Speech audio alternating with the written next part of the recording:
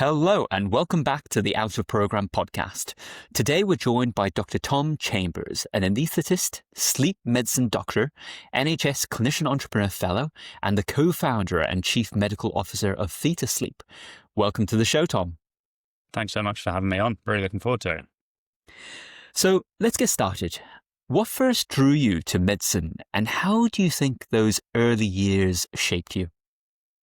Yeah, I think you often do end up when you speak to a lot of doctors with a similar story, don't you? And I think for me, it was always an obvious choice. Like I didn't have medical parents, like a lot of people, a lot of my kind of uni mates all had medical parents, but neither of my parents went to uni, so didn't have that like pushing in one direction or another. But I did genuinely love biology. I still do. I had two great biology teachers who like just really inspired, asking loads of questions and being really interested. And, you know, the physiology was always fascinating, which is why I've ended up in anaesthetics, definitely. And then it does tick the caring box as well. I've done, a fair bit of volunteering, particularly with kids with special needs in a couple of play schemes, and sort of had that, idea that would enjoy the caring and science combination, which is such a sort of trope nowadays, isn't it? But it is. I think it is true, and I think that's nice actually. That like medicine is an obvious answer if you like science and you like sort of talking to people and like caring to people. It is, it's not an interesting answer at a medical school interview, and I'm sure I gave a different one, but that is the reality of it. And how was medical school for you? Did you have a traditional path, or were you exploring opportunities while you were there? Yeah, probably fairly traditional. Like it was certainly chaotic and very busy. And I think that's probably set up nicely for now and spinning lots of plates. But I wasn't doing anything sort of with a particular focus on future career stuff at medical school. I was playing a lot of sport, trying to have a lot of fun.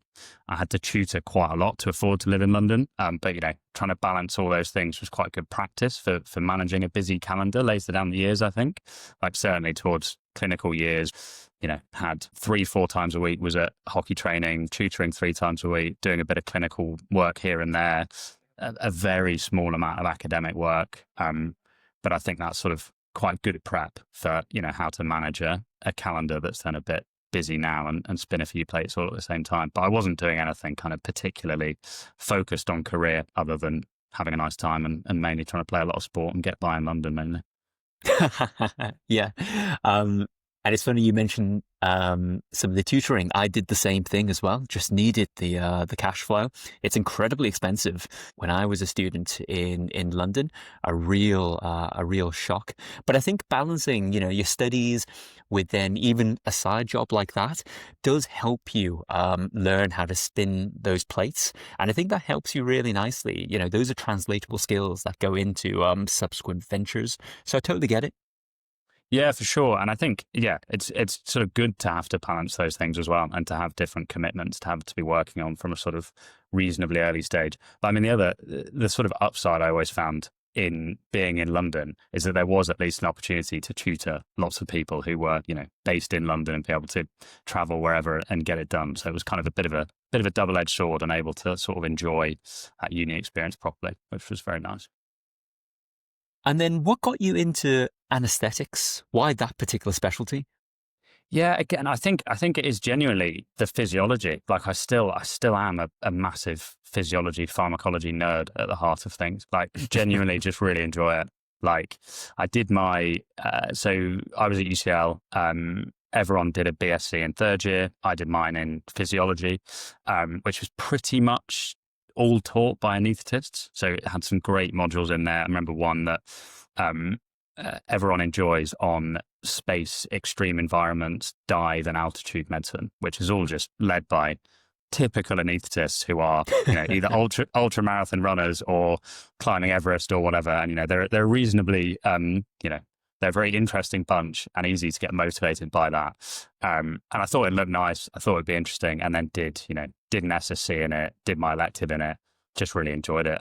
I think even now anaesthetics it's a delightful training career compared to most other specialties. I think it's, it's amazing that you get that one-on-one time with experts.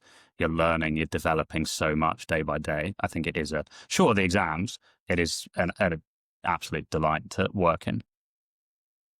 I think when I speak to those in a training pathway for anesthetics, they talk about how there is a lot of flexibility. Most of the time, you'll be sitting around waiting for the action. And then when the action happens, you need to be incredibly skilled. And it's very exhilarating and impactful. And I think that probably suits a lot of people when they spin a lot of different things, because then it's not like your typical, say, gen med job where you're slammed and the workload is relentless, where there's no time to kind of zoom out and think. I think, you can tell me about this, but I would imagine with anesthetics, there's a lot of sitting around, and then that allows you to, allows your mind to wander.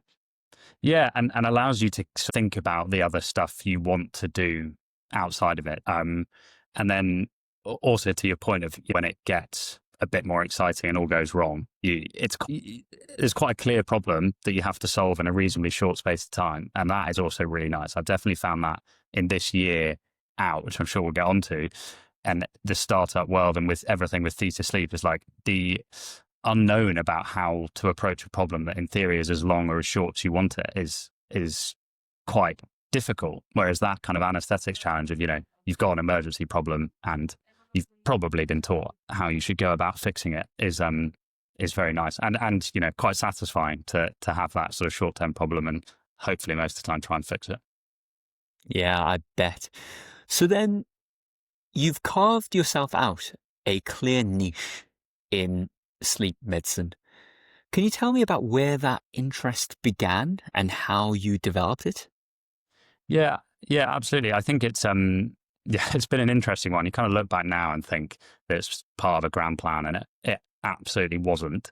I do think the physiology of sleep is super interesting. So, that's another one that was potentially always going to be a bit of a crossover, but it was a bit of interest and a bit of luck and then a bit of just digging into things that got there. I had probably a passing interest at med school. I mean, I imagine like most people, we had one lecture on sleep and that was about it. It kind of all began in an F2 respiratory job I had that was on a respiratory sleep team. I thought it would just be a general respiratory team, but it was a sleep and ventilation team at Barts in East London. And it was amazing. I absolutely loved it. The consultants were super supportive. Still got an honorary fellow role there that I'm involved in a couple of projects and still in touch with a lot of those consultants and still have got a lot to thank them for, I think, of their encouraging interest, trying to do other projects, ask a million questions. And actually what was quite funny about it, I think, in that F2 period. So the ward we were on had a run of shifts every month or so, every 3 weeks, where you were on call and clerking patients in. So there's no A&E at Barts, but you clerk these new sleep vent patients in over the week. And because of COVID hangover, they could only admit one patient at a time, rather than normally they would admit sort of 4 or 5 onto a ward. And that just meant that these afternoons were full of time where you admitted one patient and then just had loads of time to do other stuff. So that sort of extracurricular development stuff that was possible there was amazing. And that is 100% why I've ended up going down that sleep avenue, because I had more time to sort of explore it, understand it, do a bit more. So I went back in F3 to do a perioperative sleep apnea pathway project and then loved that, wanted to do more and more sleep. So that's why I've now just finished my master's in sleep, just sat the European somnologist exam and on the RSM Sleep Medicine Council now, and they all sort of feel like they were kind of some grand plan, but it became from that early, just having the time to go and explore something interesting and something that we don't get enough of in medical school, right? So that was what made it kind of particularly fascinating, I think. Yeah, no, that's really interesting because so it sounds like you had the time because of the unique circumstances of which you're practicing. You love the team. And I think that's so important because usually it's the people you look up to that inspire you, that encourage you to explore those interests. So I can definitely see how you stumbled upon it and then fell in love with this particular niche. But you mentioned something interesting there, which was that you hold an honorary contract and you still hold that today. I think a lot of the audience will be quite interested in how that came about, because as we mentioned, you had the passion, you're working with this team, but it's not everyone who gets to then, continue engaging in that kind of dynamic with the department, even though you're now out of that ward. So can you tell me more about how that transpired? Yeah, absolutely. So the main thing there, and the kind of the way it came about is, so I did my F3 year where I went back to the same team to set up a pathway and a project doing perioperative sleep apnea screening, diagnostics, and management, very much with a view to like, this is going to help me get into my anaesthetics training. This is going to get me my CT1 job and ST4 job, etc. But as these things always are, if you're doing anything more than just a sort of half a cycle quip that ticks a box, it's obviously longer than the 9 months to a year that I was with them for. So it was more of a compliance thing. Like the quite rightfully, the people at the trust were saying, if you're going to stay involved in this project and continue to be involved in patient data, etc., you need to have the correct wraparound and the correct honorary contract in place to make that happen. And obviously these things then just take a long time. Financial constraints mean you can't do the next step that you want to do. So that's why I've kind of stayed involved and continued in with that role. The other thing that comes that's less good about the honorary contract side is I have just recently had my reminder email about the Statman training that I've got to do in another set of hospitals because they don't line up to the one that I'm currently in. I guess that's interesting. So it was actually a compliance reason because you had this project that was ongoing, but I suppose now looking back, this was a great bit of personal branding, especially as you're building out this portfolio of work around sleep. So again, fits really nicely with what you do. Yeah, and you're so right on that point, because sleep medicine is this odd niche, and I say niche in inverted commas because it absolutely shouldn't be. There's more than 10 million people in the UK with undiagnosed sleep disorders, but there are such a tiny proportion of people who specialize in sleep medicine, and it's so segmented, and you can't train in it. There's no, you can't get a CCT in sleep medicine. It's always a kind of side bit. But because I'd spent a while doing it and was doing work in it, when you speak to people, you do want to have that sort of degree of, as you say, I don't know, brand marketing, some authority about it, not least because I think sleep health more than sleep medicine is full of people, full of charlatans essentially, and you obviously want to show that you're serious about what you're doing. And that I think was really useful, having that, that is, I've got that honorary fellow role in a sleep team, especially before doing all this other stuff with the masters. It has been a great opportunity that I had in that team. And then you took some time out of program to pursue innovation in sleep medicine. I can see from your career history, you've explored many different things. That's obviously quite a bold move. What led you to then taking that decision?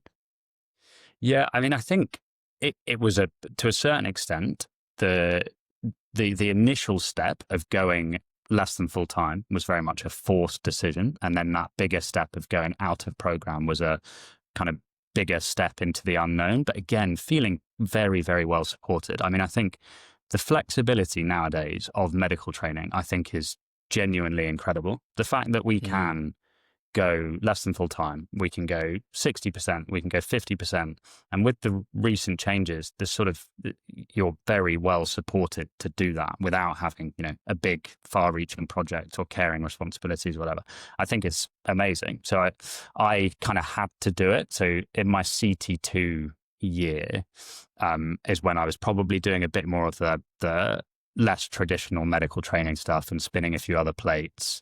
When I was doing a bit of consulting in sleep medicine, I just started my master's. I was doing a role for the RCOA lifelong learning platform. I had my anaesthetics primary exam and 2 masters all due in the same week, and I was still working full time on on-call rota, and just pretty much had an almost complete meltdown and needed to take the time off. So then went 80%, and it gave so much more headspace and so much more time. But again, it's all about those people who were supporting that. So the training program director for Northwest London Stage 1 Anaesthetics is incredible. She was so supportive. She was so sort of genuinely interested in what I was doing, and clearly cares deeply about all the trainees, despite the fact she normally never meets them. And is so supportive of those things, that's the thing that makes a real difference, is having the people saying, yeah, this is interesting, go and do that, rather than putting up more barriers. And that's the whole, my experience is it's being supported in those things to make it happen, which is the same as when I went, it took the out of program year, which is now 18 months, which again was through the same communication channels with the same sort of incredibly supportive TPD. And I think that is the big difference that I see between when I took time out almost, 10 years ago to what I'm hearing today, which is that these days, program directors, educational directors are far more accommodating and supportive. And I think importantly, they get it. They get the need to explore these intellectual and creative interests, and they get the desire to explore innovation in ways that just weren't the case when I was practicing. So yeah, like it sounds like the conditions were really there to kind of pursue all these intellectual interests. Yeah, yeah. So what was it like on your side? Like, were you able to go 80%, or did you have to sort of take it all in one big go and really make the leap? Yeah, unfortunately, I needed to take it all in one big leap. So in my journey, I took a year out between F1 and F2. So that's highly unorthodox. Yeah. But the reason for that was because a fellowship landed at my feet, which was to go out to California for a biotech experience. And the way things go was that, it was only 3 months, but I needed to take the full year out. And I had to give up my academic, rotations to accommodate that. So I look back on that time and I think it was a calculated risk. I gave something up, but obviously, from that, during that time I was locuming, and that's where the idea for Patro came about. And to be honest, having the headspace then to be able to explore other interests in the way that you did. And I also did a bit of, HealthTech consulting as well. So being able to broaden it out and make the most of that time, especially when there's a time pressure there as well, because 3 months out in California, then, the remaining 9 months to kind of explore all these interests before I needed to then go back and complete my foundation year 2. That was actually kind of nice because it was a really discrete block of time. And like I said, I gave things up in order to do that, but I don't regret it. I wish I could have negotiated something a bit more flexible, where I could have said, actually, give me the time out for 3 months and I'll come back to do the rotation so I wouldn't lose that time. And maybe I go less than full time for the remainder. That just wasn't available, unfortunately. And it was a bit too early in the thinking, because programs like the Clinician Entrepreneur program were trying to create that space for people, but they hadn't really taken off. Yeah. So I do envy people who tell me about how accommodating their training programs were. So it's really great to hear. Yeah, I think it's very easy, especially in the sort of health tech space, isn't it? When you're at events with people who are looking at opportunities outside of, people in back end of medical school, F1, F2, looking at whether the grass is greener, etc., and what it's like. I think the support that is now there to continue doing what you're doing and innovate in other ways is certainly my experience. And again, maybe that is I think I have been very fortunate and have been supported by the right people, and that's certainly not the case across the board. But I think more and more there is that, want to support people to do these other things, which keeps them interested and keeps them passionate about the work that they're doing. I think when you're in the hospital, at least things are going in that direction. At least they have changed in the past 10 years or however long. Definitely. And I just want to zoom in on something that you mentioned, which was around the consulting. So I'm curious to hear from you about how you took, I guess, your background in sleep and then translated that into consulting opportunities, because that's an area of interest, I think, for many people who listen to the show.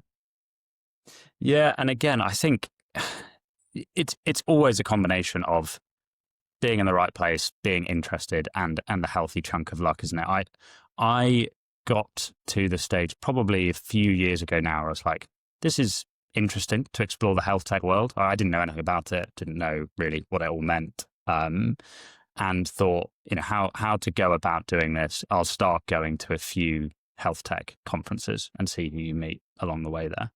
And happened to meet the company that I now still do a bit of consulting for in the summer of 2023, just at a Wired Health conference. And they were doing some interesting stuff in the sleep tracking world, snoring tracking world, and sort of really resonated with some thoughts or kind of passion area I had in how do you manage sleep disorders at scale, and just started talking to them. And, we got on well, and we thought about trying to solve interesting problems and just got into it through that way. But it wasn't sort of some big plan. I hadn't crafted a CV to try and make it work. It just sort of, and I think that's the thing with sleep, right? Is that it is this sort of slightly, strange is the wrong word, but it is a niche. It shouldn't be, but it is a niche. And sort of having people who are interested and have done stuff in sleep, I think is reasonably unusual. I think it's not going to be. Next 10, 15 years, the explosion in sleep tech, consumer sleep technology, et cetera, is going to be, and it's already started, right? And it's going to be massive, and there will be more people doing this.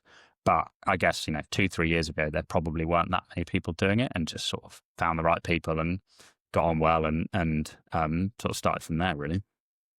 And I think you're definitely right. When I speak to a lot of guests, a common theme is being early really helps, because then you can monopolize a lot of the opportunities, because there isn't so much competition. When I moved to the northwest of England and I wanted to be involved in the health tech scene, there just simply weren't that many clinicians that had that interest. Whereas you compare that to London, where it's ultra competitive, it's a business hub. All the clinicians have an eye on exploring business and technology. So you're competing with a much larger pool and a much more impressive group of people. So I totally get that. And that makes a lot of sense. Can I just ask a bit more about this? Because I think what's interesting for many would be to hear how you've gone from being a clinician who has had to jump through hoops and essentially go through a conveyor belt of training, to then having to negotiate essentially commercial contracts with these SMEs. How did you think about that? How did you handle that? Did you find that stressful or daunting? So it's a really good question. It's I think it's difficult to now look back on those, 2-3 years ago or so, and to remember what the feelings were at the time. The single biggest thing that was daunting was when it came to, negotiating how much you were going to get paid for your time. I remember just finding that the most painful experience of the whole thing, and just finding it so awkward, and just thinking, it's the clinical side, isn't it? But you're sort of discussing how much your hourly rate will be. And I think every time if you go back with an email that says a different number to what they've said, or any number at all, you think they're just going to think you're in it for the money. They're going to leave you at the door. They think you're not here for the right reason. I just remember I do have a memory now of sending an email that was like that, and just sitting on thinking, well, that's the end of any consulting career I could have had, because you've gone about it in the wrong way, which obviously is madness, and that is the commercial word. But that for me was the single most sort of jarring aspect, and the most different thing is that sort of commercial negotiation on that front. The legal side is a different one, isn't it? It's difficult. I think nowadays that's one thing that I think LLMs are very, very good for. And just at least being able to put in and say, should I be worried about something based on this? I think that's one of the use cases that they are phenomenally good for. But yeah, it's definitely the commercials more than anything else that I found that the most difficult to personally manage. It's really funny to hear that, because I was in the exact same boat. It's really hard to price yourself, because we of course know what our rates are on the market when it comes to locum shifts. Those are very public and transparent. But then trying to package yourself up for a commercial opportunity, especially when you're starting out, I think that is incredibly daunting. I didn't know what I was doing. And there were definitely instances where I priced myself ridiculously high. I mean, they should have just kicked me out the door, but these people were very kind in bringing But me down to reality.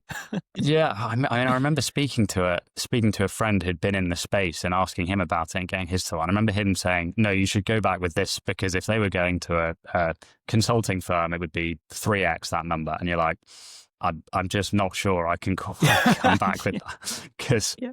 that's obviously changed so much now where you understand the space, but it's that early stuff but the whole thing, even working, the negotiating that part and then working in that world is very different, and you just feel like you're clueless about how to do it and how to approach it and whether you will actually add any value or not to these people was definitely a big early struggle. Yeah, I bet. So let's talk a bit about Theta Sleep. What was the origin story there? Yeah, so Theta Sleep, we provide a tech-enabled clinical sleep service with the vision to be able to bring sleep apnea, particularly sleep apnea pathways, from hospitals into home. And that's because there's an unbelievable need for it. 1 in 4 adults in the UK have sleep apnea. The average referral to treatment is north of 600 days, and it's one of these things that the activity is massively increasing and needs a fundamental change in the approach. So the origin story was probably me meeting our medical director, who's a chap called Dr. David Dawson, who's a consultant anaesthetist and sleep specialist who's worked in sleep for 20 odd years plus. And he set up 2 sleep services up in Yorkshire. One has a very traditional hospital-based model, and the other has a lot more of a remote care model. It's still centered around a hospital, but it's a lot more deliver the pathway in patients' homes. It's a lot more do the diagnostic at home, have a telemedicine appointment or a telephone call, do the treatment at home. And you can imagine which one has the much lower waiting lists and ability to manage more patients.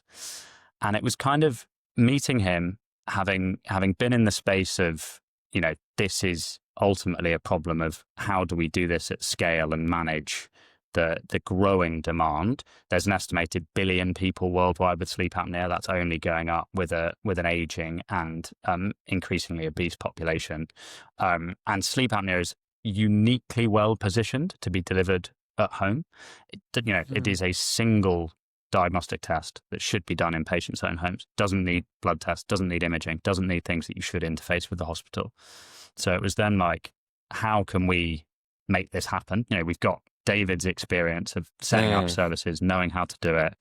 I was sort of passionate about trying to make a change in sleep medicine, but then didn't have the right wherewithal to make that happen until managed to bring on board a few other team members who are actually a founding team of 5. And 2 of those founding team are tech guys by background with a completely non-medical background, but have, built scalable tech solutions, so can actually do the bit that seems entirely impossible in my mind. So it was the, again, right time, right group to be able to solve that problem. Is what brought it all together. So let's zoom in a little bit on yours and David Dawson's relationship. How did you convince him to do this with you? What was that early interaction like? Yeah, I think so. The early interactions were nothing to do with what we are doing now with Theta Sleep. So I met Dave probably March 2024, April 2024, and we met through, we were introduced via someone who was working for one of the sleep apnea charities in this country doing a project on perioperative sleep apnea. There are, as I said, sleep apnea is a niche specialty. It's mainly done by respiratory physicians. I think there are probably somewhere between 5 and 10 consultant anaesthetists who do it in this country, and David is one of them. And we just met and got on really well talking about sleep disorder breathing, perioperative approaches to sleep apnea care, trying to do things differently. He's been a sort of real pioneer in what he did, in the way he approached it, because he's run this clinic up in Yorkshire for years that has done remote care. And pre-COVID, I think it wasn't such a popular model at all.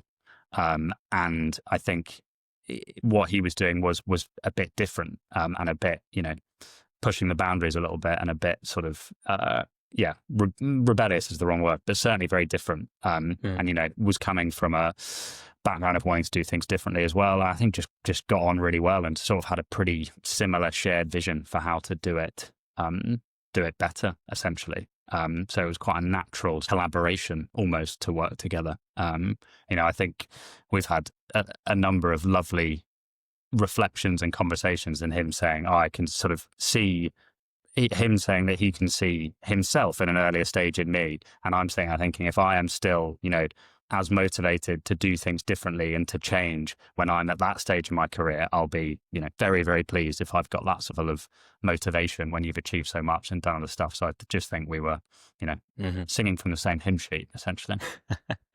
So it sounds like you had great chemistry, but this still doesn't explain to me how, what could have just been a traditional mentor-mentee relationship then became a tech startup. How did you join the dots there? So that is probably thanks to one of our other founding members and our CEO at Theta Sleep, who's actually my elder brother, which has also been an interesting challenge of the past 9-10 months working together, or sort of nominally working for him. So his background is in tech startups. He co-founded an ed tech startup a number of years ago, which, as you can imagine, during COVID was big and it's that scalable challenge very quickly and safely. And he was at about a similar time looking for the next challenge, the next, interesting problem to solve. And he is a, big believer in the benefits of tech to solve complex solutions at scale and trying to use them to do, good stuff. And to give him his credit, he's then, interested in taking on something completely different, completely new, and seeing the benefits that tech can bring to it. So we were chatting at about the same time, having had a few conversations about, could we do something together, years gone by.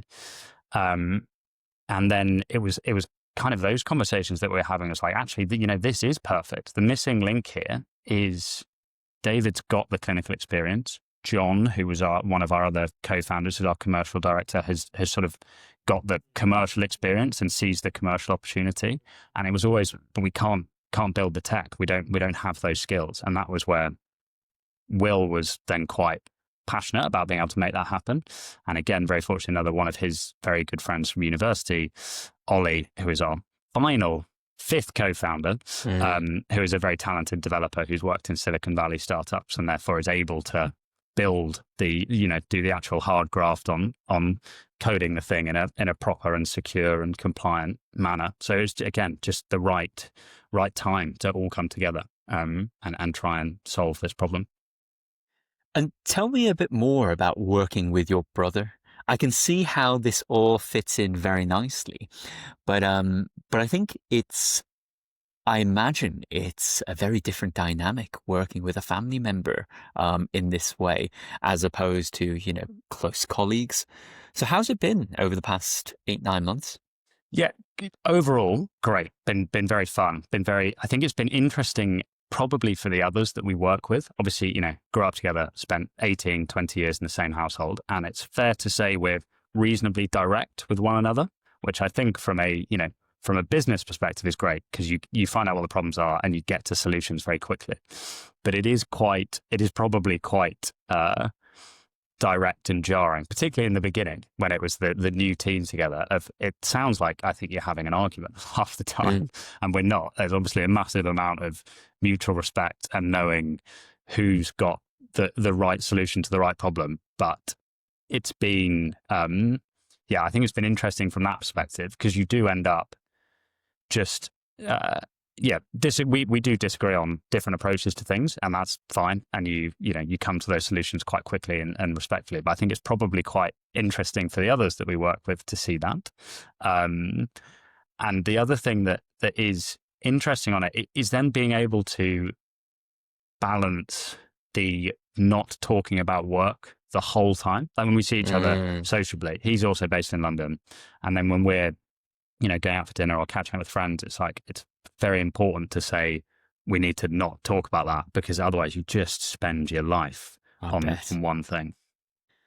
Well, I don't have these issues as an only child, but people can probably tell. But it's all. I always find these kind of sibling dynamics very interesting. Um, and then the team's quite big. A 5-person founding team. That's quite interesting.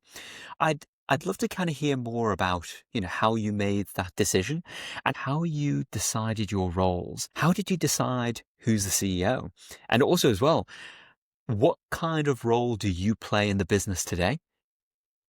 Yeah, I think, and that was obviously one of the interesting things when we were first coming together as a team of, what is everyone's hats? And yeah, obviously the CTO role was very clear. So, and a couple of other roles were very clear. But I think that the kind of decision of who is going to be the CEO, ultimately responsible for making some of the key decisions was pretty straightforward. That's his background. He's been co-founder of a startup before. That was, had that experience in a way that the rest of us probably didn't so much. And actually the kind of division of labor has been quite clear based on strengths and weaknesses. Like, from that perspective of, some of the operational roles, the ops side, anything kind of organizational, admin, compliance does suit me down to a T. Like, I sadly, the compliance has been one bit that I've really enjoyed in this year because Wow. it is a clear set of, you have to get this done. This is what you need to achieve. This is how you go and do it. Go and make it happen. That's like medical training, isn't it? That's like I know what I need to apply for to get my CT1 anaesthetic job or my ST4 anaesthetic job. And I quite like that in a way. And it's quite a safe, like, whereas the unknown, planning of how to approach this problem or what to do from a product perspective or a design perspective are so not my strengths. They, for example, are very much Will's strengths or John's strengths or David's strengths. Or I think we're fortunate in that we're complementing each other reasonably well, but there's quite a clear sort of set of strengths and weaknesses in the team that lend themselves quite well to that clear division. That's so interesting, actually, that you enjoy the compliance. I mean, besides the fact that it's compliance, what I'm hearing here is that because of the nature of you as a clinician, which I think is very typical of many clinicians, we like to tick boxes, we like to jump through hoops. You really leaned into that and took ownership. And that's how you play to your strengths. I think that's such an interesting take on things. Yeah, it like wouldn't have thought about it at the beginning of the year when we started, but now it's definitely something sadly quite like doing because Someone's got to do it. Yeah, and it's that clearly defined things that need to be done, and they need to be done to a good standard, and you go and get them done. They're sort of, I think, well suited to the medical treadmill of just, get through the next stage, take the next box, get it done. And that sort of fulfillment you get from it as well, from that daily, I've achieved something, tick, move on. I find that, quite filling, which I guess is good in the space that we're in. And I think it is a sort of reasonably unique stroke, boring view on the world that entertains me, but probably useful for what we're doing. I hear you. But then on the flip side, you talk about the ambiguity, the uncertainty, and the risk that is intrinsic to starting a business. So now, as a founder, how have you felt about it as the business has grown? Has it been a struggle, given the way that your mindset is around your responsibilities? Yeah, I have, like, founder life, I have found really tough. If it wasn't for the team that we're with and the problem that we're trying to solve and the like passion area for me that we're working in, I would be struggling a lot more, I think. That's again where having, family, I think, in the founding team is great, and having that support. But you go from being, I just finished and I'm on an hour program, so I'm due to go back in May next year. I finished my ITU reg block and, was just going on this founder journey, and I remember getting some MSF feedback at the time, and it was nice and friendly, and like, oh, that's good. I was good at what I was doing there. And you go into this job where you are objectively bad at what you're doing. Like, you don't know what to do. The compliance at the beginning, had no idea how to do those problems. Now I feel a lot better about it. But, tech, product, design, sales, navigating the NHS. It's all this stuff that you're just sort of objectively bad at at the beginning. And that has been a real, it has at points been quite challenging, and the lack of clarity over knowing what the right thing to do, which is why, as I say, take that sort of saving grace in the beautiful tick box that is a DTAC compliance form. So you're the founder of Theta Sleep. You also are a practicing clinician, albeit being on an outer program. You have various different roles, some of which are commercial, some of which are clinical, some of which are advisory. How do you choose where to invest your time, and how do you keep those plates spinning?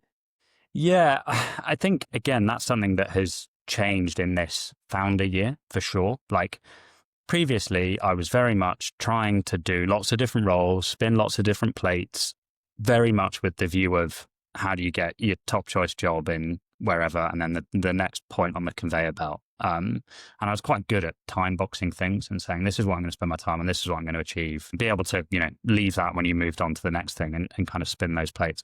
But startup life has definitely thrown that all in the bin. It's impossible not to just think about it all day, every day. And I've definitely had to learn to do that a lot better. And I'm still very much, working on finding that balance of time boxing it. I think definitely very pleased by the approach of just trying to take on lots of stuff and then just got to be happy to say, I can't do that anymore. I need to stop on that. I need to use my time to do other things, and being able to, I guess, let people down to a certain extent on that, or at least that's what it always feels like.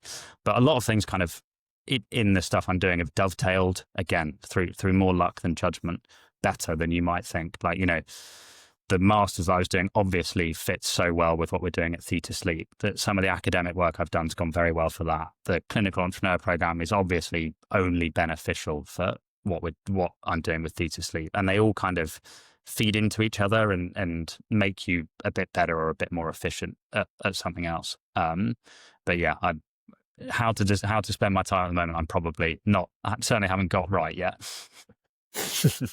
I think that's a question I ask myself all the time as well.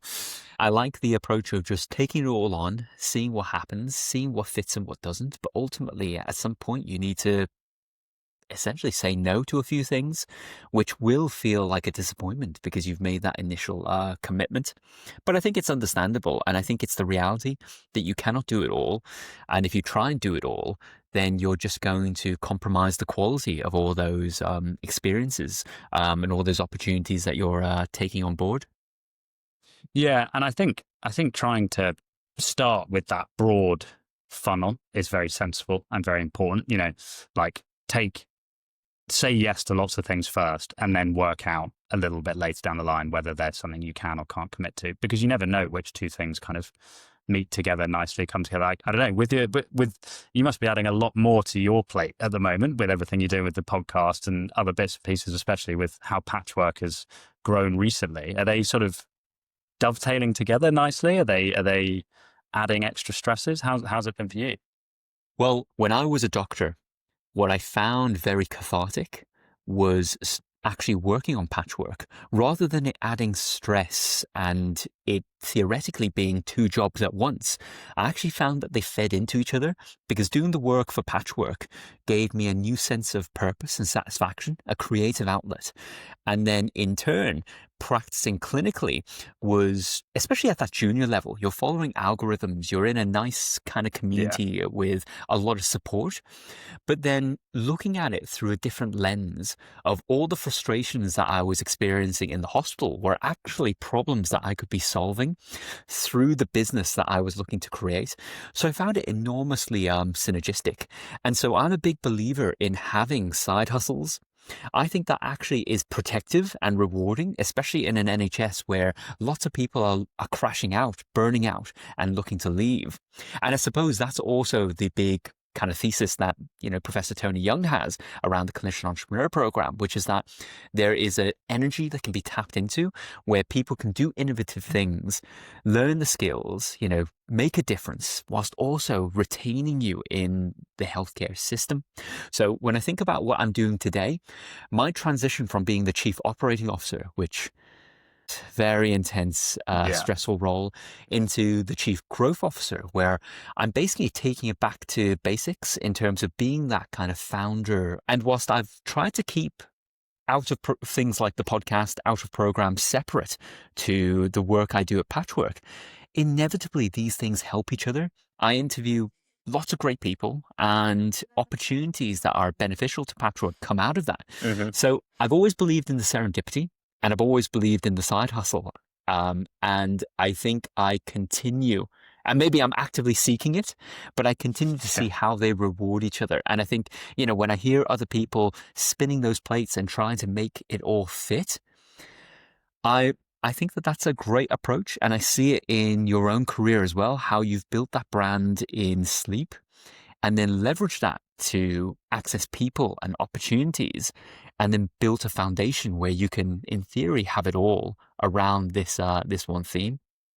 Yeah, I think that point you make on the sort of having the energy and motivation to do other things if they're separate. I've thought so many times of, in your 5-day working week, if you're doing 5 days on the same thing versus 3 days one, 2 days another, or two, or whatever it is, it's just so much easier, isn't it, to be motivated to all those things. You become that much more sort of productive in those hours and much less likely to get burnt out, and then leave the stuff that's causing you the particular stress of one day to a side. And it's nice to be able to have those different avenues to explore, isn't it? Yeah, and I think it's the comparison of energy management versus time management. There are a set number of hours, but where you get your energy from is also really important. And I often think that some of the things I do make me more energized, make me more motivated going into, other responsibilities and roles. And it isn't just a ticking down of my emotional bandwidth with each passing minute and hour that I spend on things. And, I can talk about this for hours.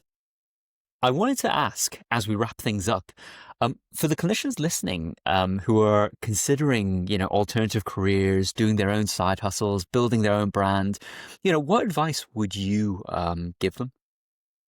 Yeah, I think we've covered a few of the big things, I would say, and kind of have said to a few people kind of earlier on in their, as I said, back end of medical school, F1, F2 time. I think what is possible as a doctor in training nowadays is amazing for exploring other avenues, and the sort of safety that is wrapped around that. You're not jumping out and doing something completely different. You don't know if you can come back to a job. You can go less than full time and do interesting stuff. I think that's amazing. Sort of embrace that and take that opportunity. And then I think just try and do, especially early on, try and do lots of different things, stay busy and try and do interesting things that you have goals for. Sort of all the stuff that I've done that now seems like it has this big picture, absolutely wasn't. They were all done for largely at the beginning cynical point scoring on a portfolio, but because they have got clear goals, to get this publication or do this presentation, they result in positive outcomes that you then end up using in other things. So I think having those targets, even if you don't really know what those targets are for, is quite good. And I think just for me, the other thing is stay curious, ask a million questions, try and go out and find new things and enjoy learning new things. Like that's the other thing from this year is got to look back and be pleased to have learned some of those new skills and new challenges, etc. And being able to ask a diverse group of people lots of different questions to learn new things, I think is important probably in any field of medicine, but particularly if trying to explore these kind of alternative directions. Love it. And finally, what's next for you and Theta Sleep? What's on the horizon? Yeah, so I think hopefully 2026 is a big year. Big picture, we want to be able to reach more patients in areas that are currently lacking sleep services that can see patients, because the postcode lottery that exists in sleep medicine and sleep apnea pathways is unbelievable. I know it is in lots of things, but if we can just reach more patients in those areas, I'll be very pleased. I'm inherently optimistic. I'm yet to be too jaded for the time I've had out, and I genuinely believe that those big shifts that are being focused about at every conference you're at, as much as they are a marketing term to a certain extent, are really important and are going to be the thing that makes a difference in the next 10 years. And I think sleep is so beautifully suited to be done in a neighborhood health service or to be done digital first, that I think if we can be a small part of that change to show that moving things into homes from hospitals is the right way to do things, then I'll be very pleased, and I'm very excited for what might be possible there. Brilliant. So that's all the time we have for today. Thank you so much for joining me, Tom. And for those listening, if you like what you hear and want to support the show, please do like and subscribe to us on Apple Podcasts, Spotify, YouTube, or whatever podcast platform you're currently listening to us on. It would mean a lot to me, and it would really help spread the message to others exploring alternative paths. Thank you for joining, and see you next time. Bye-bye.